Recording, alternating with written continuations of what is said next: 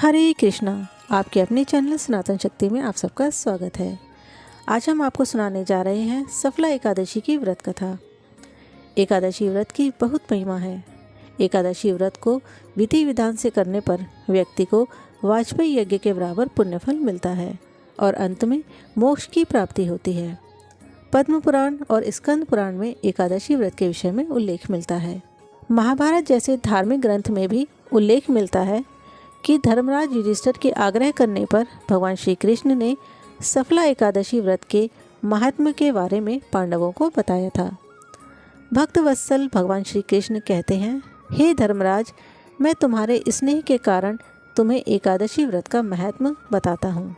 ध्यान से सुनो। जो मनुष्य सदैव एकादशी का व्रत करते हैं वे मुझे परम प्रिय हैं। अतः इस एकादशी को अत्यंत भक्तिभाव और श्रद्धा के साथ करना चाहिए।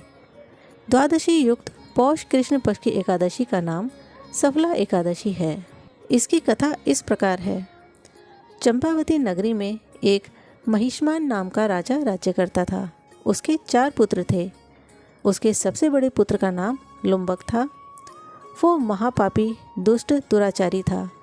पर स्त्री गमन, वैश्य गमन, देवता, ब्राह्मण और वैष्णवों की निंदा करना, इन्हीं सब कामों में वो लिप्त रहता था और अपने पिता का धन इन्हीं सब बेकार के कामों में नष्ट करता था।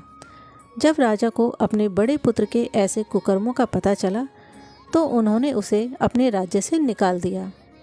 राज्य से निकलने के बाद उसने अपना सारा धन इन्हीं सब कुकर्मों में नष्ट कर दिया। सारा धन खत्म होने के बाद उसने अपने आभूषण और वस्त्र बेचकर गुजारा किया। सारा धन नष्ट होने के बाद वह सोचने लगा, अब कहाँ जाऊँ, क्या करूँ। अंत में उसने चोरी करने का निश्चय किया। इसी तरह से एक दिन चोरी करते हुए पकड़े जाने पर वह भागकर जंगलों में छुप गया। वन में एक अति प्राचीन विशाल पीपल का वृक्ष था। लोग उसकी भगवान के समान पूजा करते थे।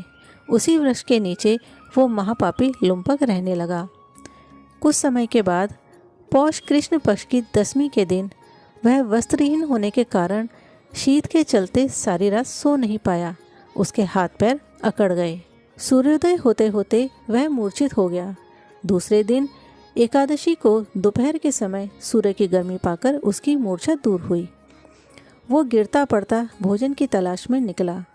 पशुओं को मारने में समर्थ नहीं था, इसीलिए पेड़ों के नीचे गिरे हुए फल उठाकर वापस उसी पेड़ के वृक्ष के नीचे आ गया। उस समय तक भगवान सूर्य अस्त हो चुके थे। अपनी ऐसी दयनीय हालत देखकर वो मनी मन बहुत दुखी था।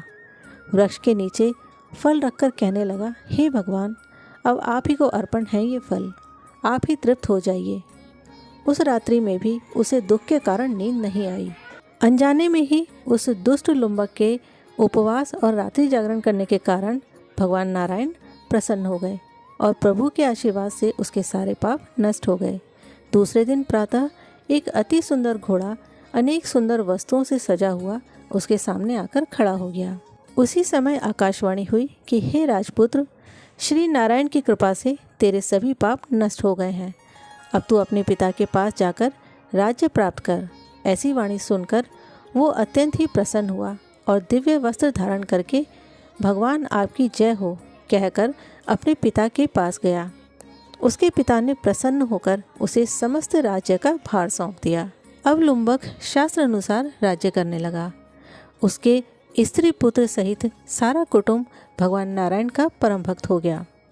वृद्ध होने पर वो अपने पुत्र को सारा राज्यभार सौंपकर वन में तपस्या करने के लिए चला गया और अंत समय में वैकुंठ को प्राप्त हुआ। अतः जो मनुष्य इस परम पवित्र सफला एकादशी का व्रत करता है उसे अंत में मुक्ति मिलती है।